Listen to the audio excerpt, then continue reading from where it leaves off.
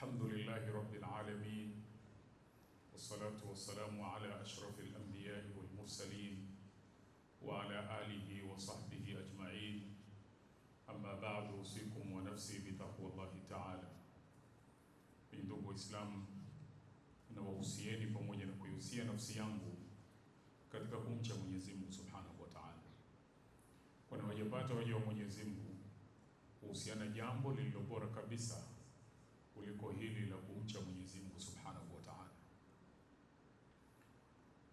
Mwenyezi Mungu anatuhadithia katika Qur'ani kwamba Nabii Zakaria alipopewa jukumu la kumlea Bi Maryam, alipoona tabia nzuri za Bi Maryam, miongozo ya malezi ya sawasawa, ikampa hakika kwamba huyu ni mtoto mwema. Baada ya kuona vile, na yeye akamuomba Mwenyezi Mungu ampe mtoto aliye mwema. Qur'ani inatuhadithia baada ya Bismillahirrahmanirrahim, hunalika daa Zakaria rabbah qala rabbi habli min ladunka dhurriyatan tayyiba innaka sami'ud du'a. Alipoyaona yale, akamuomba Mola wake, akasema, Mwenyezi Mungu, nipe kutoka kwako mtoto mwema mwenye kubarikiwa, hakika yako wewe ukiombwa unasikia. Mwenyezi Mungu akampa mtoto aliopewa jina la Yahya, na mtoto huyu kwa namna Nabii Zakaria alivyomsimamia kwenye malezi, kama alivyoona kwa Bi Maryam, Mwenyezi Mungu alipomwelekea mtoto huyu akamwelekea kwa sifa alizokuwa nazo za namna alivyolelewa vyema. Mwenyezi Mungu anatuambia katika Qur'ani, akamwambia baada ya Bismillahirrahmanirrahim, ya Yahya khudhi alkitaba biquwwa wa atainahu alhukma sabiyya. Baada ya kuambiwa akamate kitabu akisome kwa bidii, kwa jitihada na kukifanyia kazi, lakini sifa aliyopewa Mwenyezi Mungu anasema Yahya alipewa hikma akiwa bado kijana mdogo. Wanazuoni wanatuambia alipewa ufahamu na uelewa akiwa na umri wa miaka 7. Lakini Mwenyezi Mungu anasema sifa yake nyingine kwa namna alivyolelewa vyema, wa hanana min ladunna, alikuwa na huruma ya kuhurumia wengine, kuwasaidia wengine. Lakini pia wakana taqiya, alikuwa mcha Mungu, anafanya anayoyapenda Mwenyezi Mungu na kuyaridhia, na anayakimbia yale yote yasiyoyapenda Mwenyezi Mungu na kuyaridhia. Kwa malezi mazuri aliyolelewa, Mwenyezi Mungu anasema wabarram biwalidayhi, pia alikuwa mwema, mtiifu kwa wazazi wake wawili, kwa sababu alilelewa vizuri, akitambua radhi za Mwenyezi Mungu ziko katika radhi za wazazi wawili.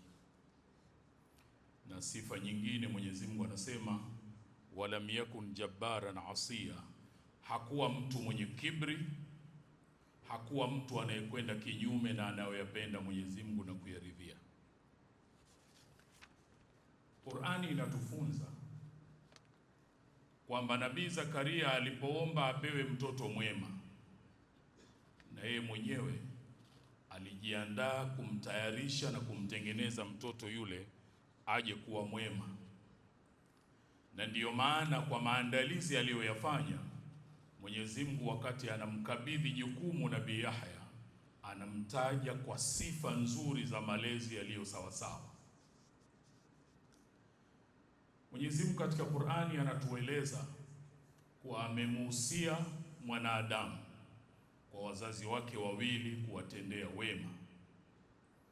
Kwenye mtiririko wa maelezo yale, Mwenyezi Mungu anasema hata idha balagha ashuddahu,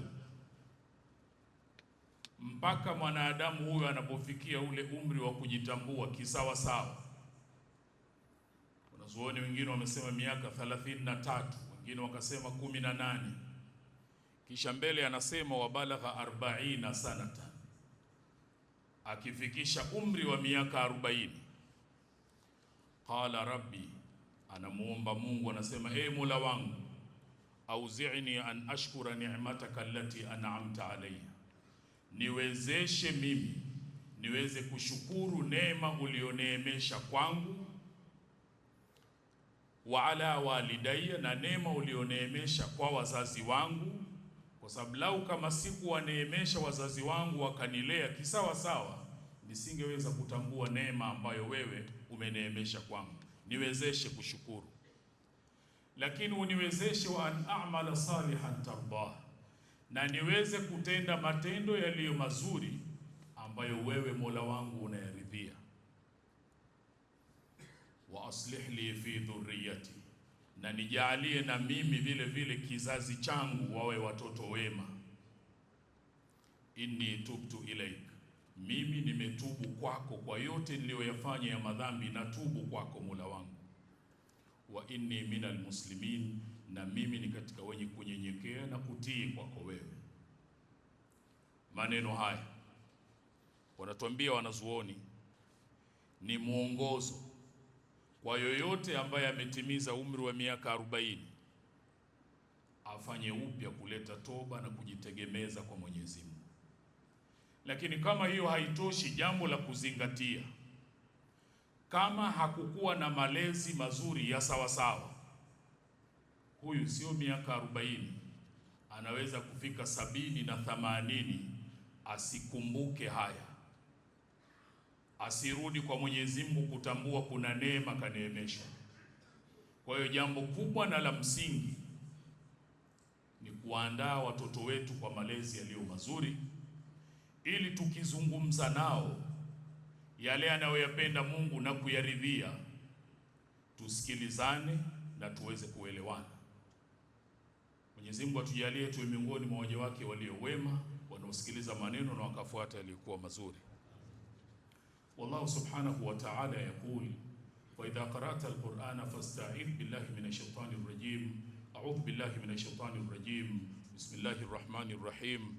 Hatta idha balagha ashuddahu wa balagha 40 sanatan qala rabbi awzi'ni an ashkura ni'mataka allati an'amta alayya wa ala walidayya wa an a'mala salihan tardah wa aslih li fi dhurriyyati inni tubtu ilayk wa inni minal muslimin. Sadaqallahu al-azim. Barakallahu li wa lakum bil Qur'anil azim wa nafa'ani wa iyyakum bil ayati wa dhikril hakim.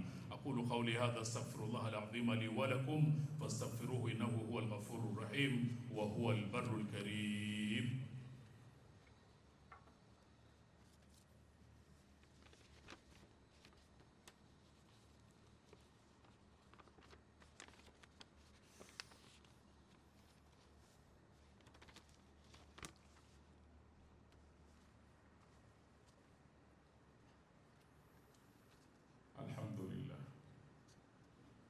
Alhamdulillahi rabbil alamin, wassalatu wassalamu ala ashrafil anbiya'i wal mursalin wa ala alihi wa sahbihi ajma'in. Amma ba'du, usikum wa nafsi bitaqwallahi ta'ala. Ndugu Waislamu, nawahusieni pamoja na kuihusia nafsi yangu katika kumcha Mwenyezi Mungu subhanahu wa ta'ala, kwani wajapata waja wa Mwenyezi Mungu kuhusiana jambo lililo bora kabisa kuliko hili la kumcha Mwenyezi Mungu subhanahu wa ta'ala. Katika surati Yusuf, Mwenyezi Mungu anapotueleza kisa cha Nabii Yusuf, anatuambia baada ya bismillahir rahmanir rahim, walamma balagha ashuddahu atainahu hukman wa ilma wa kadhalika najzi almuhsinin. Anasema Nabii Yusuf alipofika umri wa kujitambua, umri ule ulipofikia, Mwenyezi Mungu anasema tukampa hikma, tukampa na elimu. Wanazuoni wakafasiri kwamba hikma ni kule kupatia kwenye kusema na kutenda, Mwenyezi Mungu akampa. Elimu ni kumpa ule utambuzi katika dini na utambuzi wa kuweza kufasiri ndoto, lakini pia wakasema maarifa mapana katika masuala ya dunia na masuala ya dini. Haya kwetu leo ni lazima tuwe na utaratibu wa kusimamia malezi ya watoto wetu ili waweze kuwa na hukman wa ilma, waweze kuwa na hekima ya kupatia kwenye kusema anayoyapenda Mwenyezi Mungu na kuyaridhia, na waweze kuwa vile vile na elimu ya kuwa na maarifa mapana kwenye dini yao na kwenye masala ya dunia yao. Tuzungumze na watoto wetu ili si kuzungumza tu, lakini tuwaandae ili tukizungumza tuelewane kwenye anayoyapenda Mwenyezi Mungu na kuyaridhia. Tujifunze utaratibu ulio mzuri Mwenyezi Mungu katuwekea katika Qur'an. Kila mmoja wetu ajiulize mara ngapi amepata kukaa na mwanawe akazungumza naye. Kwenye surati Luqman Mwenyezi Mungu anatuambia mazungumzo ya Luqmani na mwanawe, ili mimi na wewe tujiulize sisi mara ngapi tunakaa na watoto wetu kuzungumza nao, na je, tumewaandaa ili tukizungumza tuelewane? Mwenyezi Mungu anasema baada ya bismillahirrahmanirrahim, wa idh qala Luqmanu libnihi wa huwa ya'idhuhu. Anataka tujue, tujifunze Luqmani alipozungumza na mwanawe ilhali anampa nasaha, anampa mawaidha. Lini ulikaa na mwanao ukazungumza naye unampa nasaha, unampa mawaidha? Sio mnazungumza biashara, sio mnazungumza kazi tu, unampa nasaha na mawaidha. Nasaha na mawaidha gani? Mwanzo Mwenyezi Mungu anatuambia, Luqmani anamwambia mwanawe, ya bunayya, ewe mwanangu, wewe la tushrik billah, ishi utakavyoishi ulimwenguni hapa, usimshirikishe Mwenyezi Mungu.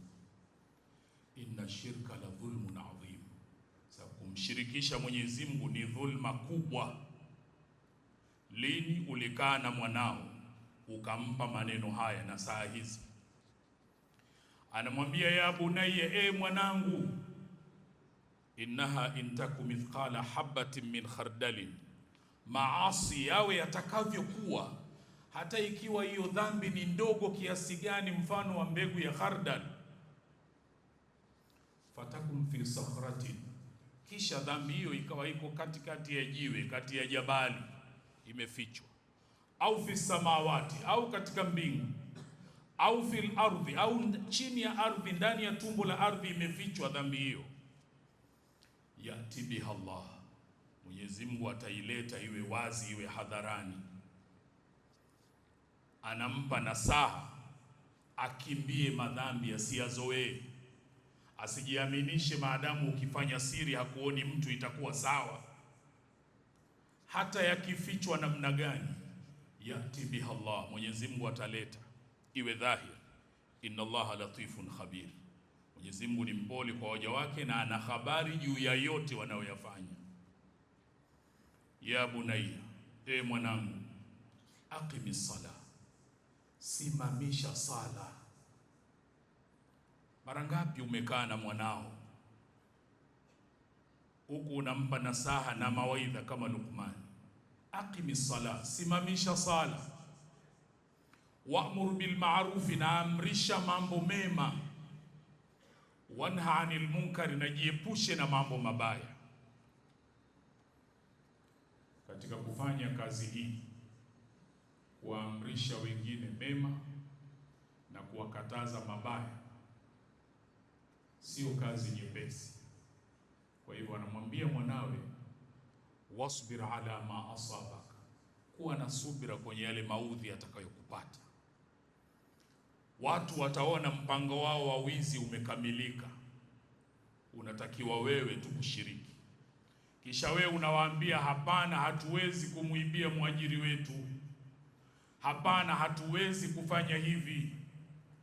Haiwezi kuwa rahisi. Wasbir ala ma asabak, subiri kwenye maudhi atakayokukuta. Inna dhalika min azmi al-umur, hayo ni katika mambo yenye kuazimiwa hasa. Mara ngapi umekaa na mwanao ukampa na saa hizi? Wala tusair khaddaka linnasi, usiwadharau watu, usiwatizame watu kwa jicho la dharau na kuwadhalilisha na kuwaona hawana maana. Wala tamshi fil ardi marha, wala usitembee katika ardhi kwa majivuno na kibri. Inna Allaha la yuhibbu kulla mukhtalin fakhur, Mwenyezi Mungu hampendi kila mtu mwenye kujifakharisha na mwenye kibri. Mara ngapi umekaa na mwanao, umekaa na wanao, ukawapa na saa hizi?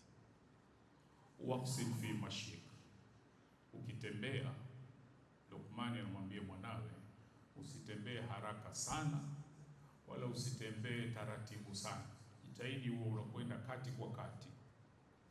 Lakini waghdud min sautik, shusha sauti yako, usiwe mtu wa kuropoka ropoka kwa makelele unazungumza. Inna ankara al-aswati la sautul hamir, katika sauti mbaya kabisa ni sauti ya punda. Pamoja na makelele yote yale, ingekuwa makelele ndio yana manufaa, basi yeye angepata manufaa zaidi. Nasaha za Luqmani kwa mwanawe, tuzungumze na watoto wetu, lakini tuwaandae ili tukizungumza kwenye anayoyapenda Mwenyezi Mungu na kuyaridhia, tuelewane. Isije kuwa wewe sasa unataka kutoa sadaka, lakini kwa sababu ukumwandaa mtoto wako ndo anasimamia kazi, ukizungumza hamuelewani. Tuwaandae watoto wetu ili tukizungumza tuelewane. Isije kuwa wewe sasa umegundua kama kula riba hakufai, sasa unataka kutoka kwenye riba, lakini ukizungumza na mwanao hamuelewani kwa sababu hukumwandaa. Mwenyezi Mungu atujalie tuwe miongoni mwa waja wake walio wema, wanaosikiliza maneno na wakafuata aliyokuwa mazuri. Kisha kwa mafundisho mazuri haya aliyotuletea Bwana Mtume sallallahu alaihi wasallam, Mwenyezi Mungu akatuamrisha jambo alilolianza yeye mwenyewe, kisha akalifuatisha kwa malaika, na akamalizia kwetu sisi kwa kutuambia, inna Allaha wa malaikatahu yusalluna ala nabi ya ayyuhalladhina amanu sallu alayhi wa sallimu taslima. Allahumma salli wa sallim ala sayyidina Muhammad wa alihi wa sahbihi ajma'in, khususan minhum amirul mu'minin sayyidina Abi Bakr as-Siddiq, amirul mu'minin sayyidina Umar ibn al-Khattab, amirul mu'minin sayyidina Uthman ibn Affan, amirul mu'minin sayyidina Ali ibn Abi Talib, baqiyat al-'ashra basharina bil janna wa azwaj rabbika wa amali wa sibtari dawi al-ikhlas wa safa. Rabbana taqabbal minna innaka antas samiul 'alim, tub 'alayna innaka antat tawwabur rahim. واغفر للمؤمنين والمؤمنات والمسلمين والمسلمات الأحياء منهم والأموات برحمتك يا أرحم الراحمين. عباد الله، إن الله يأمر بالعدل والإحسان وإيتاء ذي القربى وينهى عن الفحشاء والمنكر والبغي يعظكم لعلكم تذكرون. واذكروا الله العظيم يذكركم واشكروه على نعمه يزدكم ولذكر الله أكبر. الله يعلم ما تصنعون. أقم الصلاة.